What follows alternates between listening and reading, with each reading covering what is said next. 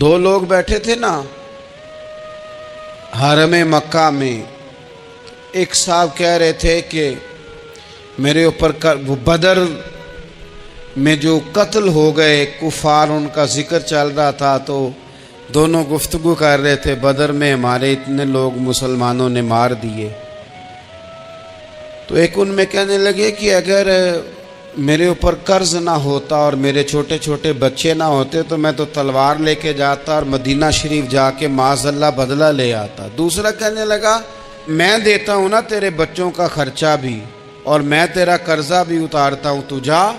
اس نے کہا پکی بات ہے؟ کہا ہاں، قرضہ بھی میں اتار دوں گا، تیرے بچوں کا خرچ بھی اٹھاؤں گا، تو جا۔ اس نے خنجر تیار کیا، تلوار تیار کی، گھوڑے پہ بیٹھا، گلے میں وہ تلوار اس نے اپنے ڈالی اور مدینہ شریف آ گیا۔ اتفاق کی بات یہ کہ ملاقات حضرت عمر سے ہوئی۔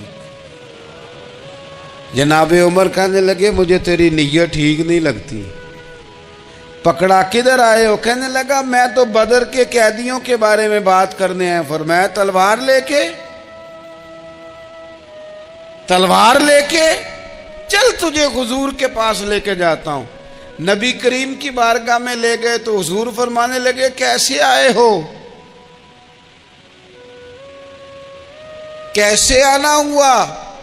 کہنے لگے جی میں تو بدر کے جو قیدی آپ کے پاس ہیں ان کی بات کرنے آیا تھا۔ تو حضور فرمانے لگے چل پھر باقی کی میں سناؤں۔ خیال آیا مسلمان نیک و بد پہچان جاتے ہیں، محمد آدمی کے دل کی باتیں جان جاتے ہیں صلی اللہ تعالی علیہ وسلم۔ فرمایا میں سناؤں؟ حضور کیا؟ فرمایا تم اور فلاں بن فلاں وہاں بیٹھے ہوئے تھے نا حرم مکہ میں فلاں پہاڑ کے ساتھ ٹیک لگا کے، اور تم نے یہ کہا تھا نا کہ قرضہ نہ ہوتا، بچے چھوٹے نہ ہوتے تو بدر کے مقتولین کا میں بدلہ لیتا۔ یہ سارا کچھ طے کر کے پھر آئے ہو تلوار لے کے، اور یہاں کہتے ہو میں قیدیوں کے بارے میں بات کرنے آیا تھا۔ اس کے تو پسینے چھوٹ گئے، وہ تو بے حال ہو گیا۔ اس نے کہا اس کا تو سوائے اس کے اور میرے کسی کو نہیں پتا، اور اگر آپ کو پتا چل گیا ہے تو پھر آپ اللہ کے سچے رسول ہیں۔ تو حضور اگر آپ کو پتا چل گیا ہے کہ میں قتل کرنے کے ارادے سے آیا ہوں، میں معاذ اللہ بدلہ لینے آیا ہوں، اللہ کرے آپ کو سمجھ آئے میری بات کی۔ یعنی ایک تو یہ ہے کہ بندہ وہ پکڑا گیا ہے، اور ایک یہ کہ کسی کو پتا چل گیا ہے کہ یہ اس کام آیا ہے۔ پھر لوگ جب معافی دیتے ہیں تو بڑی کہانیاں سنا کے دیتے ہیں، ایسے نہیں دیتے۔ حضور اب آپ کو پتا چل گیا ہے تو کیا کریں گے؟ تو حضور فرمانے لگے تو بتا نا تیرے ساتھ کیا کریں۔ اس نے کہا کہ میں نے سنا ہے آپ معاف بڑا کر دیتے ہیں۔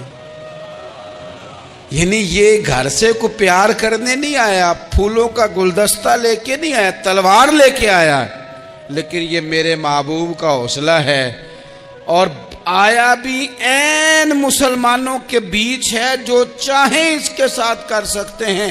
اس نے کہا معاف کر دیں، تو حضور نے فرمایا جا میں نے معاف کیا۔ حضور نے معاف کیا۔ وہ کہتا حضور معاف کر رہے تھے اور رب میرے دل میں ایمان کو تازگی عطا فرما رہا تھا۔ حضور نے معاف کیا اور میں نے کلمہ پڑھنا شروع کر دیا۔ ہم معافی نہیں دیتے، کبھی کبھی صلح تو کر لیتے ہیں، صلح ہو جاتی ہے، پنچایت میں صلح ہو گئی، پھر لڑائی ہوئی، پھر بات شروع سے شروع ہو گئی، کیونکہ ہم نے معافی، پھر وہ بات شروع ہو گئی 1955 سے، تو بھی آکھیا سی، تو اے بھی کیتا سی، وہ بننے والی گل یاد ہی، او بس کر یار، کچھ بھولیں بھی تو۔ بچے پتہ کیوں خوش رہتے ہیں؟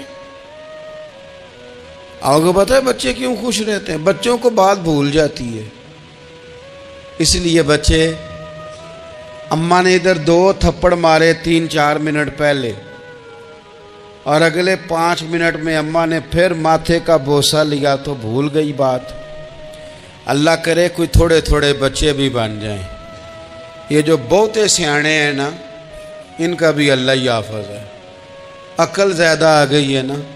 اس لیے اقبال جیسے لوگوں نے کہا تھا خرد کی گتھیاں سلجھا چکا ہوں، یا رب مجھے صاحب جنوں کر دے، صاحب جنوں کر دے، صاحب اللہ کوئی تھوڑا سا مجھے مجنون بھی بنا۔ یہ زیادہ عقل تو کسی کام کی رہی نہیں، پاگل کر دی، پاگل کر دی۔ بہت سارے لوگ ایسے ہیں زیادہ سمجھدار ہوتے ہیں، لہذا معافی دینے کو تیار، معافی دیں۔ جب کوئی معافی کا مطالبہ کرے تو اسے معافی، سب سے مشکل کام ہوتا ہے لمبی لسٹ والے دشمن کو معاف کرنا۔ لسٹ جس کی لمبی ہو نا غلطیوں کی، ایک آدھ غلطی تو معافی ہو جاتی ہے۔ کچھ لوگوں کی لسٹ بھی بڑے کچھ عادی مجرم بھی ہوتے ہیں، لسٹ لمبی ہوتی ہے، ان کو معافی دینا بھی تھوڑا سا مشکل ہوتا ہے۔ لیکن کمال بھی یہ ہے کہ جس کی لسٹ لمبی ہو اسے یک جنبش قلم بندہ معاف کر دے، کو چھٹی ہو گئی، جا تجھے معاف کیا۔ اور یہ ہمیں کیوں کرنا چاہیے کہ میرا رب بھی ایسے کرتا ہے، میرا رب بھی ایسے، وہ گنواتا تو نہیں نا، یہ بھی کیا، یہ بھی کیا، یہ بھی کیا۔ حضور فرماتے ہیں، ذرا سننا حدیث، حضور فرماتے ہیں کچھ لوگوں پہ اللہ کرم کی چادر ڈال کے نا قیامت والے دن، یہاں بھی اس نے پردہ رکھا تھا تو وہاں بھی کرم کی چادر ان پہ ڈلے گی، تو اللہ فرمائے گا یہ گناہ کیے تو چھوٹے چھوٹے گناہ اس کے گنوائے جائیں گے، یہ ورد اب وہ ڈرے گا، چونکہ پتہ تے سارا ہے نا سردار نو کیتیاں دا، اب وہ ڈرے گا، چھوٹے چھوٹے گناہ اس کے گنو، تو اس کا خیال ہے بڑے بڑے بھی نہ سامنے آ جائیں، چھوٹی چھوٹی غلطیاں اس کی گنوائی جا رہی ہیں، جو ڈر رہا ہے، کانپ رہا ہے۔ قربان جائیں نبی پاک کے لفظوں پہ، کچھ گلاں اجیاں نے قرآن پاک اجیاں نے، یہ نا میری دادی کہا کرتی تھی، میری اماں کہا کرتی تھی، اے کچھ کام اجے نے، کچھ گلاں اجیاں نے کہ اتنے دل کردہ ہے صفحہ بند ہو جانا ہے تو معافی ہو جانی، یعنی ختم ہے یہ بات، اس سے آگے کسی نے سوال پوچھنا ہی نہیں۔ چھوٹے چھوٹے گناہوں کا اللہ تذکرہ فرمائے، یہ کیا یہ کیا یہ کیا، یا اللہ ہو گیا۔ اب بندہ ڈر رہا ہے کہ بڑے بڑے بھی سامنے آ جائیں گے، لیکن چھوٹے گناہوں پہ ہی فل سٹاپ لگا کے نا، تو رب فرمائے گا یہ جو تیرے گناہ ہیں نا اس کے بدلے تجھے نیکیاں دی جا رہی ہیں، تو نے سچی توبہ کی تھی تو ان گناہوں کو بدل کے نیکیاں بنایا جا رہی ہیں۔ پہلے ڈر رہا تھا، حضور فرماتے ہیں، اب فٹافٹ بول پڑا، کہنے لگا یا اللہ میں نے تو بڑے بڑے بھی کیے ہیں، یعنی اگر چھوٹوں کی نیکیاں بن گئی ہے تو وہ پاپ کدھر ہیں بڑے بڑے، وہ میرے کدھر ہیں۔ کریم یہ بات کر رہے ہیں اور صحابہ رو رہے ہیں، میں نے تو بڑے بڑے بھی کیے ہیں، بڑے بڑے کدھر ہیں۔ اللہ تعالیٰ بندوں کو معاف فرماتا ہے، رب اپنے بندوں کو وہ معاف کرتا ہے۔ اگر اللہ معاف نہ کرے تو جتنے جرم ہمارے رب کو ہمارا پتہ ہے، بتاؤ سویرے روٹی ملے، سانس ملے، شعور قائم رہے، جب مالک اتنا معاف کرتا ہے تو ہم اس کے بندوں کو کیوں نہیں معاف کرتے؟ کر دیں معاف۔ پکے لوگ کھڑے تھے، پکے دشمن کھڑے تھے فتح مکہ کے دن حضور کے سامنے، اور کچھ لوگ ایسے ہوتے ہیں جن سے امید نہیں ہوتی، اپنے ہوتے ہیں کہ یہ والا جملہ، وہ بندہ کہتا ہے یار تجھے تو نہیں نہ کہنا چاہیے تھا، کوئی اور کہتا مجھے، کہتے ہیں، یہ نہ سمجھیں کہ لوگ کہتے نہیں، کہنے والے، یہ بات ہی آپ چھوڑ دیں کہ کوئی آپ کو کچھ کہے گا نہیں، یہ چھوڑ دیں۔ مخلوق تو اس طرح کی بات ڈھونڈ کے لاتی ہے کہ انسان پریشان ہو جاتا ہے کہ یار میں یہ کر سکتا تھا، میں نے کیا نہیں، اور جو میں نے کیا نہیں وہ تو نے میرے کھاتے ڈال دیا ہے۔ ایسے لوگ سامنے کھڑے ہو گئے فتح مکہ کے دن کہ جن کے چہروں سے ان کی زیادتیاں عیاں ہو رہی تھیں، ان کے ظلم چھلک رہے تھے چہروں سے۔ حضور کے سامنے کھڑے ہیں، کانٹے بچھانے والے بھی، روڑے مارنے والے بھی، گلے میں رسیاں ڈال، سارے کھڑے ہیں۔ حضور نے فرمایا بتاؤ تمہارے ساتھ کیا سلوک کروں؟ انہوں نے کہا آپ کریم ہیں۔ تو حضور نے پتہ کیا کہا؟ قرآن پاک میں ایک سورہ یوسف ہے، کچھ لوگوں کو لفظ قصہ بھی بڑا برا لگتا ہے، تو اللہ فرماتے ہیں نحن نقص علیک احسن القصص، محبوب ہم آپ کو ایک سونا قصہ سنانے لگے ہیں۔ اس کو اللہ نے قصہ کہا، سونا قصہ، سورہ یوسف کو۔ تو سورہ یوسف کیا ہے بھلا؟ ذرا انداز دیکھیے سورہ یوسف کا۔ پہلے حضرت یوسف لاڈلے ہیں باپ کے، لاڈلے، پھر اسی جناب یوسف کے منہ پہ تماچے ہیں، پھر وہی جناب یوسف کنویں میں ہیں، پھر کنویں سے بچ گئے۔ کنویں میں گرا بھی بندہ کبھی بچتا ہے، بچ گئے، اللہ کی شان ہو تو بچ جاتا ہے، بچ گئے۔ فرماتے ہیں میں نے سمجھا بچ گیا ہوں، جب بچ گیا تو بڑی تکلیف ہوئی۔ بھائیوں نے کہا ہمارا غلام ہے، ہم نے بیچنا ہے۔ سگے بھائیوں نے بیچا، جو باپ کی طرف سے سگے تھے بیچا۔ فرماتے ہیں میں بکا، اب بڑا پریشان تھا کہ یار کبھی آپ غور کریں نا کسی کا ریٹ لگ جائے۔ فرماتے ہیں اب بڑا پریشان تھا، اور جب میں مصر میں گیا تو میں کونے میں کھڑا ہوں اور لوگ مجھے خرید رہے ہیں۔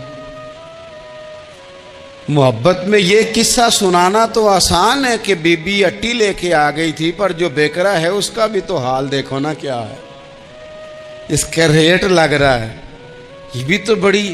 اور جناب یوسف کہتے ہیں پھر عزیز مصر نے خرید لیا تو بادشاہ کے گھر گیا تو کچھ سکھ کا احساس آیا۔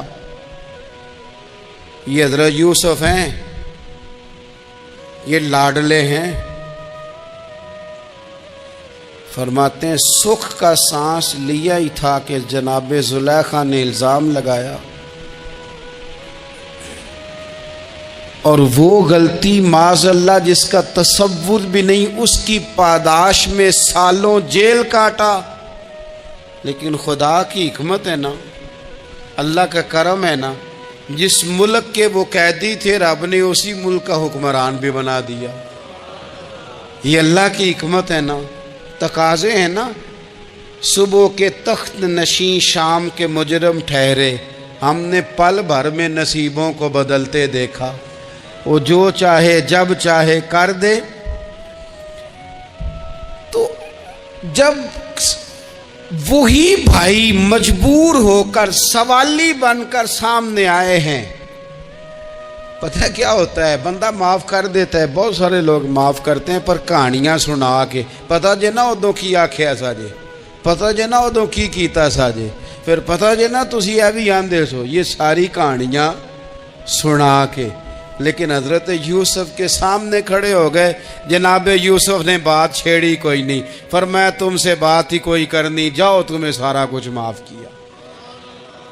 اب جب یہ لوگ مکے والے حضور کے سامنے کھڑے، اس طرح معافی دینی چاہیے۔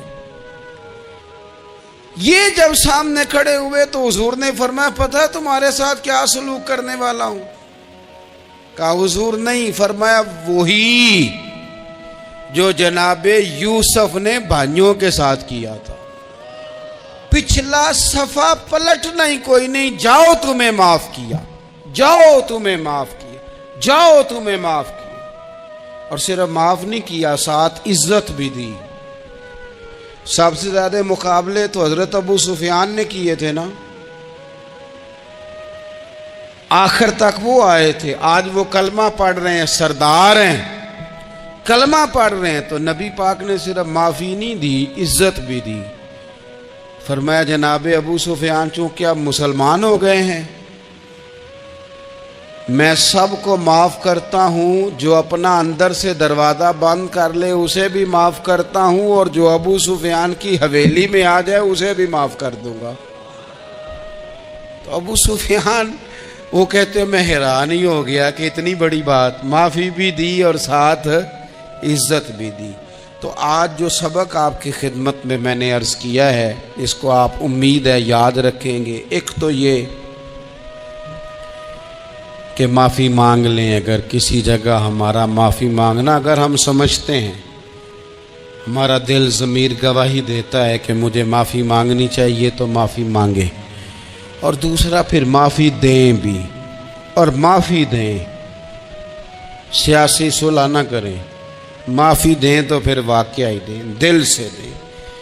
اور آخری بات یہ کہ جس طرح ہم نے لوگوں سے معافی لینی ہے اور معافی دینی ہے، اسی طرح جہاں ہم سے شرعی قباحتیں ہوئی ہیں، اخلاقی کمزوریاں ہوئی ہیں، ایک بات تو اچھی طرح سمجھ لیں کہ نفل پڑھنے سے حقوق العباد نہیں معاف ہوتے، وہ بندے سے معافی مانگنے سے ہی ہوتے۔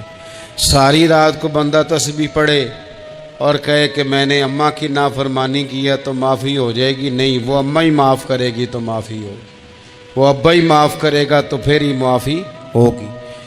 تو جو جہاں شریعت کی مخالفت کی ہے وہاں بھی معافی مانگیں، اللہ کے حضور گڑ گڑائیں، توبہ کریں، اور توبہ بدل جانے والی کریں، تبدیل ہو جانے والی توبہ کریں۔ معافی مانگ بھی لیں، معافی دے بھی دیں، اور آپ سے یہ بھی گزارش کروں گا کہ جہاں اللہ رسول کی ہم سے نافرمانی ہوئی ہے وہاں تنہائی میں 2 نفل پڑھ کے تنہائی میں اللہ تعالیٰ سے بھی معافی کے خواستگار ہوں۔ یاد رکھیں جب اس کی خفیہ تدبیر آ گئی تو پھر معافی کا وقت ہو سکتا ہے خدا نہ کرے ہمیں نہ مل سکے، تو اب وقت ہے، خوب استغفار کریں، خوب معافی مانگیں۔